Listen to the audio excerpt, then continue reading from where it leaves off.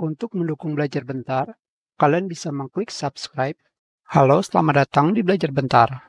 Sekarang, kita akan belajar cara mencari video di YouTube. Cara pertama adalah, tentu saja, kalian mencari video yang kalian inginkan pada pencari. Kalian tinggal mencarinya seperti ini, maka video akan muncul. Hanya saja di sini, hanya menampilkan video yang paling banyak ditonton.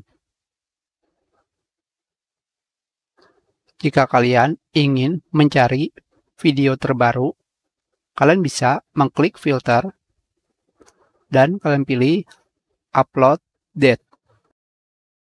Maka yang muncul adalah video terbaru. Tentu saja pada pencarian ini kalian bisa menambahkan nama channel seperti ini. Hanya seperti ini saja. Cara berikutnya adalah kalian bisa mencari video pada YouTube yang kalian inginkan. Tetapi bagaimana caranya?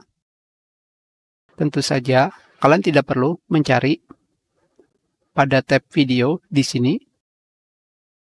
Kalian bisa mencarinya pada icon search di sini.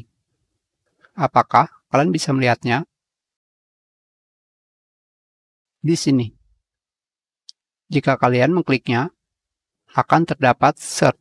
Hanya saja, cara ini tidak akan bisa kalian temukan pada perangkat smartphone. Karena ini hanya ada di desktop. Kalian ketikkan, misalkan,